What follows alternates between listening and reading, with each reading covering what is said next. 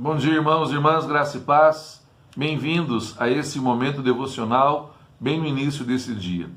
O salmo que nos acompanha hoje é o Salmo 28, que diz assim: A ti clamo, ó Senhor, rocha minha, não sejas surdo para comigo, porque se te calares, quanto a mim, serei semelhante aos que descem a cova. Versículos 6 e 7. Bendito seja o Senhor, porque ouviu a voz das minhas súplicas. O Senhor é a minha força e o meu escudo. Nele o meu coração confia. Nele fui socorrido. Por isso o meu coração exulta e com o meu cântico o louvarei. O Salmo 28, atribuído ao rei Davi, é um salmo de lamento comunional, mas Davi empresta a sua voz, empresta, por assim dizer, a sua oração como intercessor e representante do povo diante de Deus. Nós não sabemos exatamente quais eram as circunstâncias que levaram o rei Davi a pronunciar esta súplica diante do Senhor.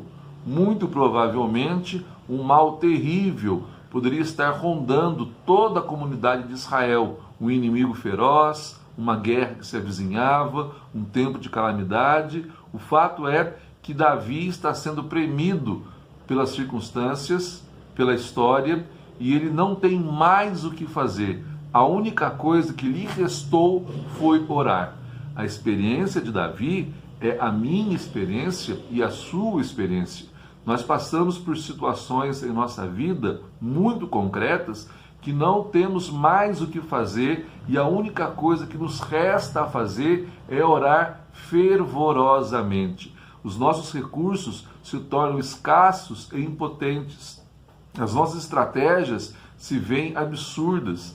O modo como queremos dar escape à nossa vida se vê absolutamente impotente, sem nenhum tipo de resultado concreto. Chega um momento na vida que o que nos resta a fazer é orar intensamente, fervorosamente, mas sobretudo orar confiadamente. John Bunyan, o escritor do livro O Peregrino, diz uma coisa mais ou menos assim: eu posso fazer mais que orar depois de ter orado, mas eu não posso fazer mais que orar até que tenha orado. A oração é, dentre as práticas da piedade e da devoção, a mais excelente. Ao mesmo tempo, é a que está mais à mão para o crente. Ler as Escrituras demandará, quem sabe, um local mais adequado e demandará um tempo de concentração, de inteligência, da operação do espírito humano, da busca de conhecimento, claro, banhado pela graça.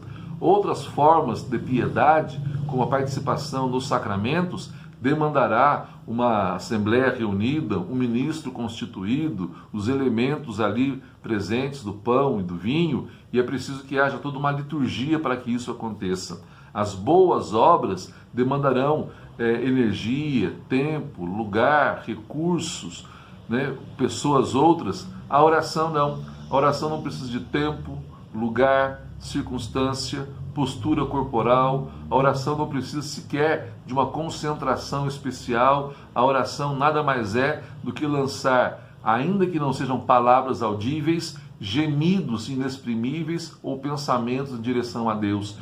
No caso aqui do Salmo 28, a palavra foi expressada num contexto de sofreguidão, de urgência. O tempo estava premido, urgia uma resposta do Senhor, a dificuldade estava posta, não havia soluções humanas a serem dadas. Davi recorre a Deus em oração. Conosco também há momentos de urgência e até de desespero, que o que nos resta fazer é lançar aos céus um brado, um grito, apresentando ao Senhor o desespero de nossas almas, a angústia do nosso coração, as dificuldades pelas quais passamos, na confiança de que se há alguma coisa que possa ser de fato feita, ela nos será dada a fazer depois de ter orado, nunca antes. Se há um passo a mais, uma milha a mais a ser caminhada, se há um tempo maior de enfrentamento, se nós precisaríamos de uma dose extra de energia, de paciência, de resiliência, de longanimidade, se é preciso um esforço a mais, uma estratégia, uma saída não vista nesse momento, porque estamos sendo premidos, acabrunhados pelas circunstâncias, se há algum escape que dependerá de um gesto, de uma palavra, de um movimento do nosso coração, isso só nos será dado depois da oração, nunca antes da oração. De fato, a gente pode fazer mais do que orar, depois de ter orado. Antes não. Mas nós não faremos mais do que orar até que tenhamos orado. A oração, por assim dizer, é o fiel da balança para o equilíbrio do nosso coração, para a que a esperança teime em resistir em face do desespero, para que a alegria não seja de todo roubada de nosso coração e para que nós tenhamos discernimento para todas as horas da vida.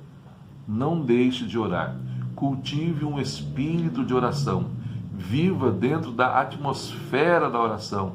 Faça da oração uma companheira para todas as horas da vida. Saiba que não há muito o que fazer até ter orado. E se fizermos algo mais, o faremos porque tivemos até aqui orando ao Senhor. Que Deus abençoe o seu dia e que a oração seja para você uma fiel e uma boa companheira para todas as horas da vida. E que Deus muito, muito te abençoe.